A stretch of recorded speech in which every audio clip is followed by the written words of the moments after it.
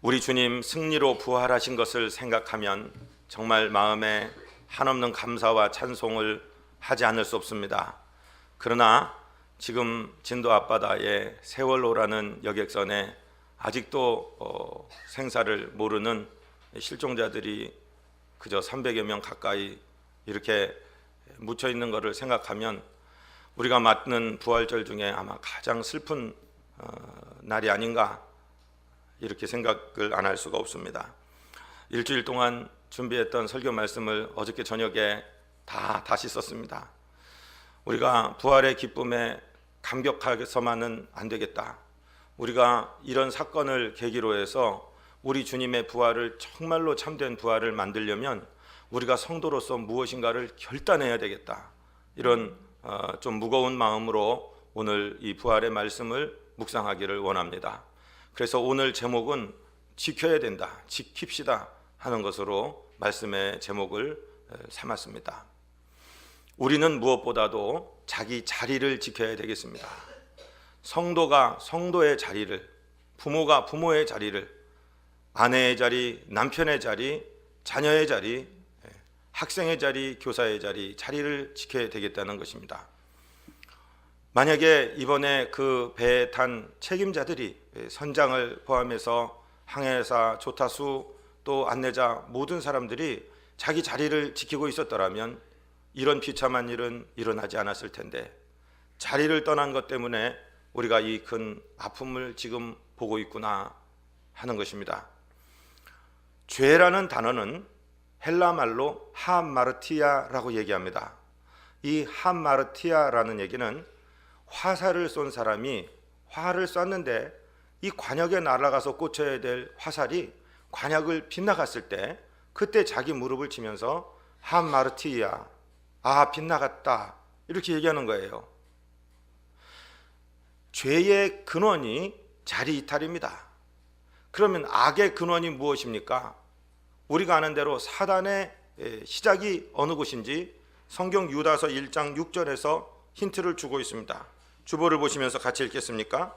또 자기 지위를 지키지 아니하고 자기 처소를 떠난 천사들을 큰 날의 심판까지 영원한 결박으로 흑암에 가두셨으며, 자기의 자리를 지키지 아니하고 처소를 떠난 천사들, 하나님을 호위하고 옹위하고 하나님을 찬양하는 자리를 떠나서 하나님을 대적하고 나선 그 사단의 정체가 자기 자리를 떠난, 자기 처소를 떠난 천사라고 지금 성경은 기록하고 있는 것입니다. 탈선이 무엇입니까? 달려야 할 열차가 레일 위에 있지 않고 선을 벗어나는 것을 탈선이라고 합니다. 탈영이 무엇입니까? 지켜야 될 자기 위수지역을 지키지 않는 군인, 자기 영 밖으로 도망간 사람을 탈영이라고 합니다. 탈자 들어가는 것이 좋은 것이 없죠. 마찬가지로 자기를 떠난, 자기 자리를 떠난 이 백성들 때문에, 자기 자리를 떠난 책임자들, 사람들 때문에 이 고통을 겪고 있는데, 시편 첫 장 첫 절에서는 복이 있는 사람이 하지 않는 일에 대해서 이야기하는데 거기서도 역시 자리를 지킬 것을 말씀하고 있습니다. 시편 1장 1절을 우리 같이 읽겠습니다. 복 있는 사람은 악인의 꾀를 따르지 아니하며 죄인들의 길에 서지 아니하며 오만한 자들의 자리에 앉지 아니하고, 이렇게 말씀하고 있습니다. 진도 앞바다의 세월호 선장은 자기가 있어야 될 자리를 떠나 있었습니다. 그리고서는 끝까지 마지막까지 자기 배에 탄 승객들 그리고 자기 부하들을 건져내고 자기가 나와야 되는데 그 자리를 떠남으로써 정말 큰 손실을 입혔던 것이 아니겠습니까? 그런데 그런 자리 가운데도 자기 자리를 지킨 아름다운 딸이 있었습니다. 22살 안내 선원 박지영 씨. 학생들이 누나, 언니 왜 구명조끼를 입지 않고 계세요? 하고 묻자 선원은 탈출 순위가 매일 마지막이라 너희들 다 구하고 나중에 갈게, 그렇게 말하고 학생들을 안내해서 대피시킨 후에 자기는 그만 희생되었습니다. 무책임한 책임자들과 25살 계약직 직원과 얼마나 많은 차이를 보이고 있습니까? 자기를 지킨 이 아름다운 박지영 이 승무원 때문에 많은 아이들은 목숨을 건질 수가 있었던 것이죠. 오늘 이 부활절 아침에 우리가 하나님 앞에 결단해야 되겠습니다. 우리가 혹시 성도의 자리를 지키지 못하고 있었다면 하나님, 이제 내 자리로 돌아와 내 자리를 지키겠습니다. 예배자로서 예배자의 자리, 기도자로서 기도자의 자리, 헌신자로서 헌신자의 자리를 떠난 것을 용서하여 주시고, 이제 이후로는 목자 되신 주님 그 인도 아래 내 성도의 자리를 지키겠습니다 하는 결단이 있는 복된 2014년 부활주일 아침 되시기를 주님 이름으로 축복드립니다. 두 번째 우리가 지켜야 될 것은요, 기본입니다. 기본적인 본분을 지키는 것입니다. 우리나라는 다른 서양 국가와 달리, 다른 서양 국가가 1700년대 중반에 산업혁명, 또 프랑스 대혁명, 그 이후로 일어난 300~400년간의 경제 발전, 또 민주화, 이런 모든 것들을 우리나라 사람들은 단 30~40년 만에 일어났습니다. 정말 대단한 사람들입니다. 대단한 민족입니다. 지금은 경제력으로 세계에서 7번째 잘 산다는 것을 자랑하고 있는 민족입니다. 그러나 이제 우리는 이 거품, 이 구름 위에 있던 기분을 가라앉히고 우리의 본분으로 돌아올 때가 되었습니다. 급속도로 성장하고 급속도로 발전하면서 우리가 게을리했던 것이 뭐냐면요, 안 되는 건 안 되는 거로 해야 되는데, 코미디언 말대로 이 세상에 안 되는 게 어딨냐 하는 말의 식으로 살았다는 거예요. 아, 목사님이 하나님의 능력을 제한하는 얘기를 지금 하는 거 아닙니까? 지금 능력에 관한 얘기가 아닙니다. 우리 하나님의 믿음 안에서는 능력에서는 제한될 것이 없습니다. 하나님이 능력을 주신다면 그 능력 주시는 자 안에서 믿음 있는 사람들은 능치 못할 일이 없습니다. 맞습니다. 그러나 제가 안 되는 건 안 된다는 말은 능력에 관한 말이 아니라 규범, 윤리에 관한 말입니다. 하나님께서 안 된다고 하는 것은 무슨 논리를 갖다 놔도 안 되는 것입니다. 법이 안 된다고 하는 것은 아무리 돈이 있고 아무리 힘이 있어도 밀어붙여서는 안 되는 것입니다. 안 되는 건 안 되는 거죠. 안 되는 걸 되는 거로 자꾸 만드니까 이 세상이 이렇게 변해가고 있어요. 사람의 인권이 중요하고 쾌락이 중요합니다. 학문은요, 배설하는 배설기관이지 거기다 성행위하는 생식기관이 아닙니다. 호모섹스는 안 되는 겁니다. 그건 동성애는 말이 안 되는 겁니다.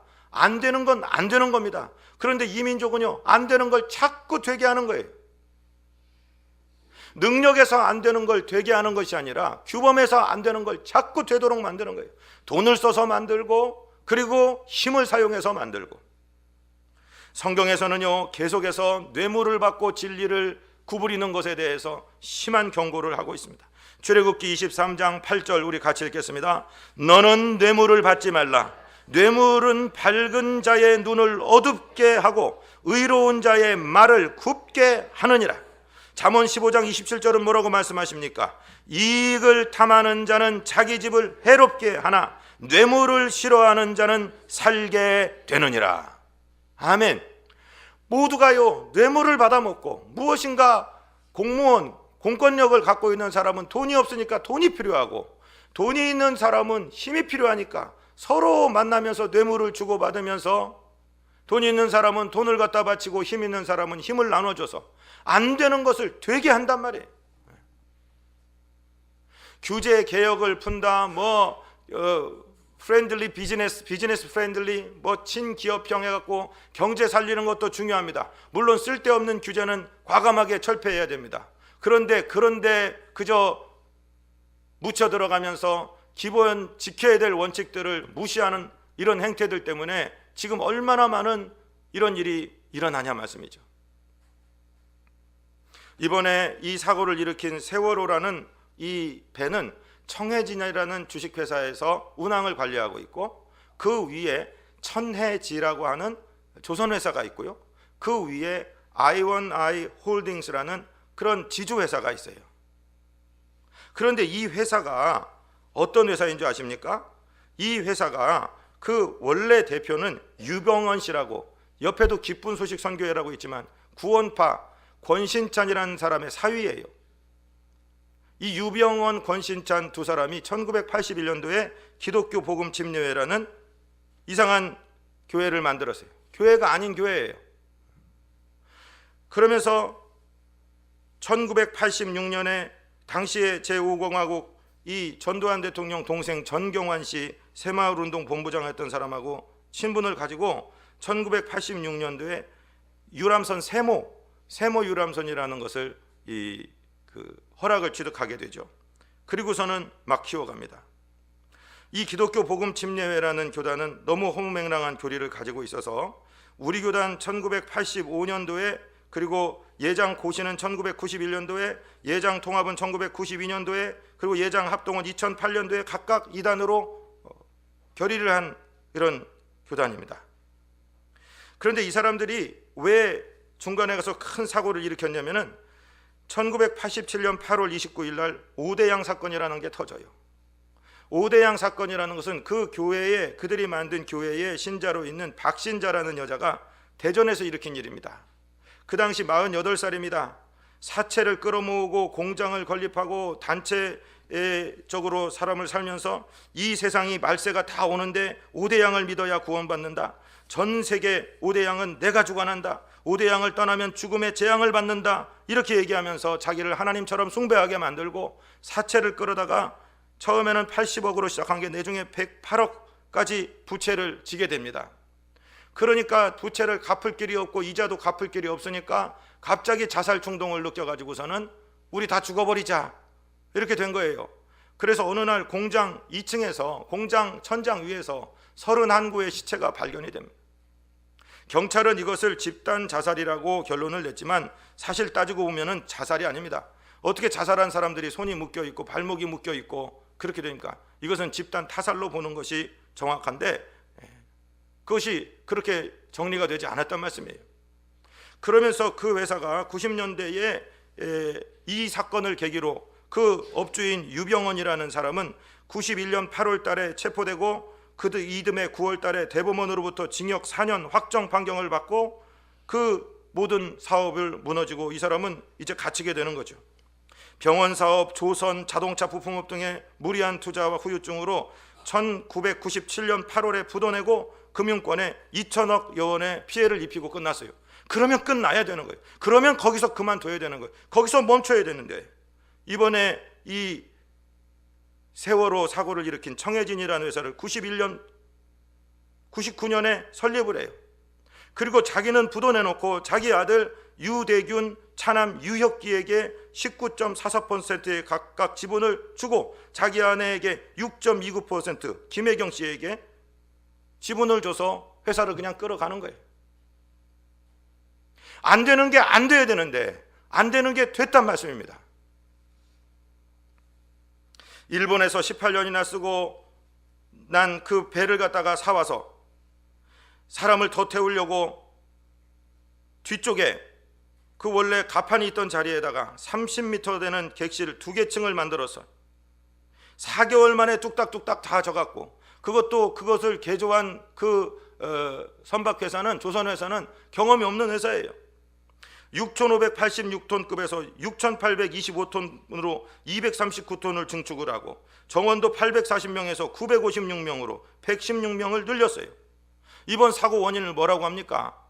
배가 변침을 한 다음에 빨리 복귀가 돼야 되는데 복원이 안 되고 무게중심이 쓸리면서 화물도 엉망으로 실어놓은 것이 씌우쳐가면서 저런 사고를 냈다고 하는 거 아닙니까? 컨테이너, 트레일러, 차량 180대와 그 무거운 컨테이너들을 실어놓고 배 실자마자 3분 만에 출발했어요. 늦었다고. 기본을 지켰더라면 저런 실수를 하지 않을 텐데 기본을 다 무시하고 그냥 진행된 것입니다. 왜 어른들의 탐욕 때문에 어른들이 돈 벌어 먹으려고 1999년 6월 시랜드 청소년 수련원 올해 2월 17일 날 경주 마우나 오션 리조트에서 또 이번에 진도 앞바다에서 왜 어린 자녀들이, 왜 유치원 다니는 아이들이, 왜 대학교 신입생 아이들이, 왜 고등학교 꽃다운 아이들이 왜 어른들의 탐욕 때문에 죽어야 되냐 말입니다. 기본을 지키지 않은 거예요. 본분을 지키지 않은 거예요. 우리는 그들의 분노하고 그들의 욕해서는 문제가 풀리지 않습니다. 우리는 이 시간에 나 자신을 생각해 봐야 됩니다. 나는 과연 기본을 잘 지키고 있는가? 나는 내 본분을 다하고 있는가?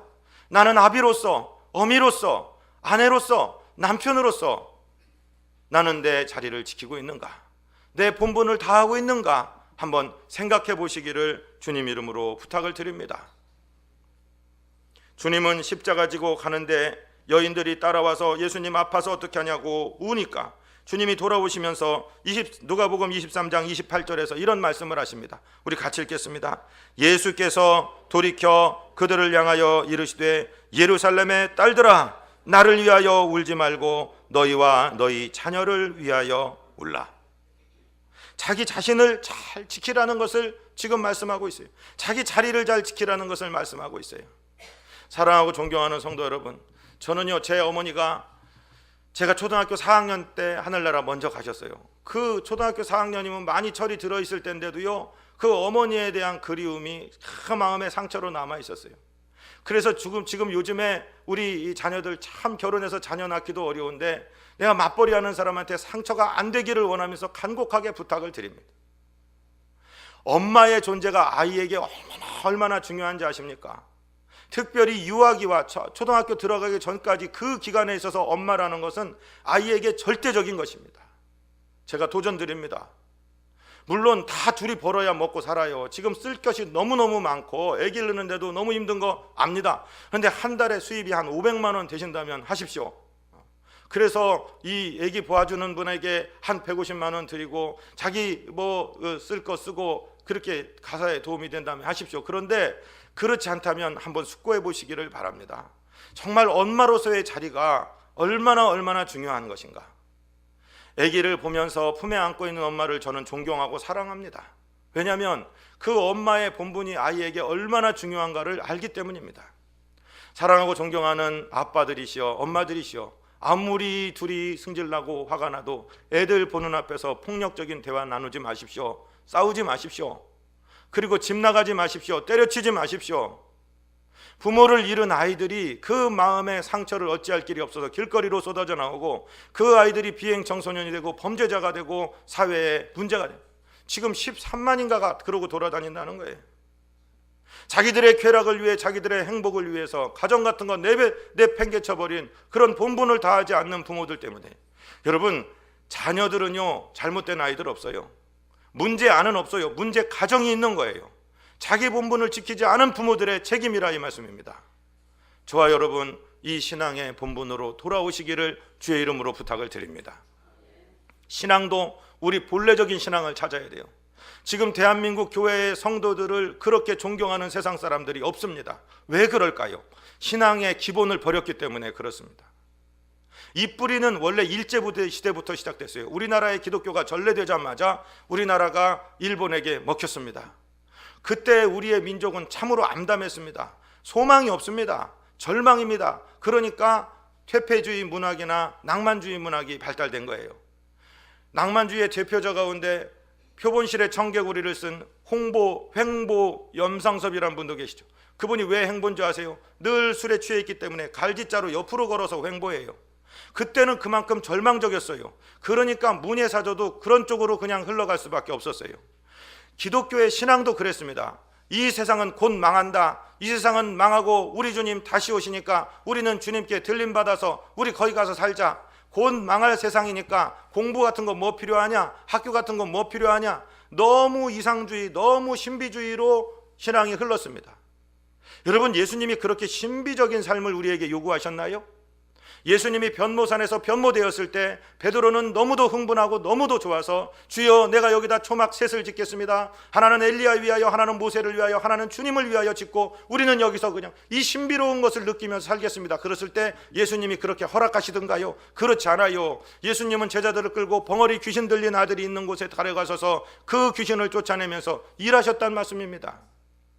그때의 그런 신비주의 사상, 이 세상의 현실을 부정하고 자꾸 도피하려는 은둔주의 사상이 나중에 어떻게 발달됐는지 지금 현재를 보세요.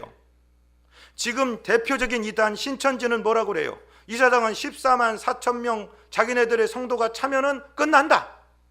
자기 재림주가 온다. 아니 재림주가 오는 게 아니라 자기 교주가 여기 왕이 돼서 여기다가 천국을 형성한다. 말도 안 되는 숫자를 가져. 14만 4천이라는 것은 구약의 12지파와 신약의 12제자, 그래서 온 세계 만민의 예수 이름 앞에 모이는 사람을 상징으로 나타내는 것인데, 그것은 물리적인 숫자 14만 4천으로, 그래서 대학교 등록금도 가져와라, 애들 미래를 준비 안 시키고 곧 주님 오신다, 곧 14만 4천 명 찬다, 이런데 사람들이 현혹되고 교회에서도 사람들이 끌려가는 이 비참한 현실을 보고 있는 거예요. 신앙의 기본을 버렸기 때문에 그래요. 그런가 하면 반대적으로 이제 천국에 대한 얘기는 하지 말고 이 땅에서 먹고 사는 얘기, 여기서 예수 믿으면 사업 잘 되고 병 낫고 건강해진다, 이 얘기만 해요. 물론 그랬어요. 예수님이 병을 고쳐주셨고, 예수님이 귀신을 쫓아주셨고, 예수님이 보리떡 5개 물고기 2마리로 5천 명을 먹이시는 기적도 베풀어 주셨어요. 그러나 예수님의 그 사역의 정점은 십자가에서 이루어지는 것이지 병 고치고 빵 먹이는 데서 있지 않았거든요. 그런데 예수님의 십자가는 다 걷어치우고 기적 잘 먹고 잘 사는 것, 예수님의 십자가 진 거 우리도 따라줘야 된다는 얘기는 안 하고, 예수님의 부활의 영광만 얘기하고, 믿으면 기적이 일어난다, 이렇게 병든 신앙으로 가르쳐서 샤머니즘과 결탁된 이런 불건전한 이런 신앙이 됐어요. 그게 발달되다 보니까 요즘에 많이 모이는 교회의 특징이 뭔지 아십니까? 당신들 죄 있으니까 회개하십시오, 아무도 얘기하는 목사님이 없어요. 그러면 성도들이 안 온다고요. 목사인지 코미디언인지 모르게 즐겁게 웃겨줘야 돼요. 재미난 소리 해야 돼요. 즐거운 소리 해야 돼요. 그래서 교회는 행복한 곳이다, 즐거운 곳이다, 편한 곳이다. 교회 이름도 그렇게 져요. 사람들의 귀를 즐겁게 해주는 교회. 그래서 이게 문화센터인지 교회인지 알지 못하는 이상한 단체를 만들어버린 거예요. 신앙의 기본을 떠나보는 겁니다. 사랑하고 존경하는 성도 여러분, 그러면 우리가 찾아야 될 신앙의 기본이 무엇입니까? 기본은 바로 십자가와 부활, 우리 구주 예수 그리스도의 복음입니다. 그리고 그 십자가를 나도 지고 주님을 닮아가는 삶으로 우리의 삶에 그리스도의 향기가 나타나고 소금의 맛이 나고 빛을 비추는 삶을 살아야 된다는 것, 그것이 우리 주님께서 요구하는 신앙의 기본입니다. 그 신앙의 기본을 지켰을 때에 우리는 비로소 부활의 권세, 부활의 권능에 참여할 수가 있다는 것이죠. 십자가는 다 제껴놓고 부활의 영광만 주시오. 브라질에 가면은요, 거기에 그 삼바 축제가 있습니다. 카니발이 열립니다. 그게 왜 열리는지 아십니까? 사순절이 시작되기 전에, 사순절 기간 동안에 고기도 안 먹고 또 야채만 먹어야 되고 계란도 못 먹고 이런 주님의 십자가를 묵상하는 기간이 시작되니까 한 2, 3일 즐겨라, 마음껏 술도 마시고 고기도 먹고 파티도 하고 즐겨라. 그 다음부터 사순절이 시작된다. 그래서 그 축제일을 정했는데 뒤에 것은 하지도 않으면서 그 축제만 남아버린, 껍데기만 남은 모습이 브라질의 그런 축제예요. 그런데 우리 기독교 신앙인들이 혹시 그런 신앙 아닙니까? 부활절 날에만 반짝 부활의 영광을 즐기고 그 앞에 있었던 주님의 십자가를 묵상하지 않는 이상한 병적인 것을 만들어 놓고 그걸 교회라고 했단 말씀이에요. 사랑하고 존경하는 성도 여러분, 이렇게 말하는 목사도 거기서 완전히 자유로울 수는 없어요. 우리 기본으로 돌아가야 됩니다. 우리 성도의 자리로 돌아가야 됩니다. 성도의 기본으로 돌아가야 됩니다.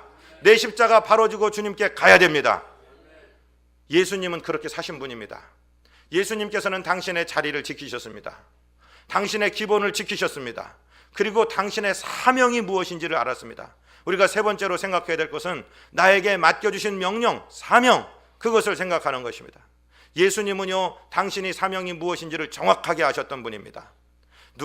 마가복음 10장 45절에서 예수님은 당신의 사명에 대해서 이렇게 말씀하셨습니다. 우리 같이 읽습니다. 인자가 온 것은 섬김을 받으려 함이 아니라 도리어 섬기려 하고 자기 목숨을 많은 사람의 대속물로 주려 함이니라.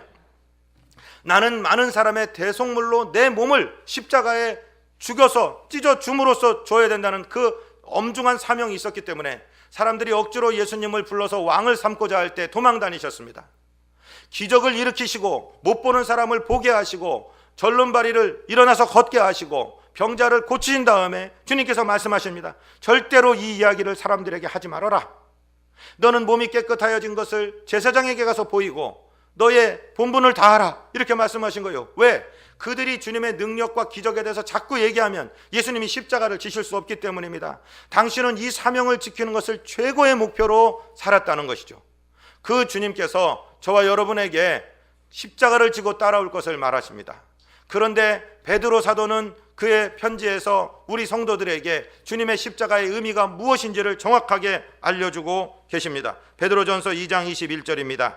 이를 위하여 너희가 부르심을 받았으니 그리스도도 너희를 위하여 고난을 받으사 너희에게 본을 끼쳐 그 자취를 따라오게 하려 하셨느니라. 아멘. 주님께서 먼저 모범을 보이시고 그 자취를 따르도록 우리를 위해서 십자가를 지셨다는 말씀이에요. 부활은 언제 일어나는 사건입니까? 주님께서 순종으로 십자가를 지시고 죽기까지 복종하셨을 때 일어난 사건입니다. 그것이 오늘 본문 빌립보서 2장에서 말하고 있는 것입니다. 빌립보서 2장 5절부터 7절까지를 제가 읽어드릴 테니까 8절부터는 우리 같이 읽겠습니다. 너희 안에 이 마음을 품으라. 곧 그리스도 예수의 마음이니 그는 근본 하나님의 본체시나 하나님과 동등됨을 취할 것으로 여기지 아니하시고 오히려 자기를 비워 종의 형체를 가지사 사람들과 같이 되셨고 같이 사람의 모양으로 나타나사 자기를 낮추시고 죽기까지 복종하셨으니 곧 십자가에 죽으심이라. 이러므로 하나님이 그를 지극히 높여 모든 이름 위에 뛰어난 이름을 주사 하늘에 있는 자들과 땅에 있는 자들과 땅 아래에 있는 자들로 모든 무릎을 예수의 이름에 꿇게 하시고 모든 입으로 예수 그리스도를 주라 시인하여 하나님 아버지께 영광을 돌리게 하셨느니라. 아멘. 예수님이 높은 이름을 가지고 이 세상 서기 2014년을 살아가는 모든 사람은 예수님의 이름의 권세 안에 굴복된 사람들 아닙니까? 예수님이 오므로부터 Before Christ, 그리스도 이전이 끝나고 에노 도미나이 AD의 시대가 열려서 예수님의 영향권 안에서 2014년을 지내고 있습니다. 모든 무릎, 하늘에 있는, 땅에 있는, 땅 아래에 있는 무릎까지 꿇혀지고 예수님 앞에 굴복되어 있다라고 본문은 말씀하고 있습니다.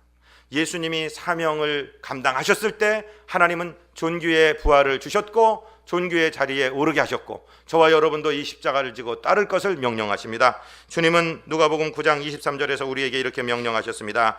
또 무리에게 이르시되 아무든지 나를 따라오려거든 자기를 부인하고 날마다 저의 십자가를 지고 나를 따를 것이니라.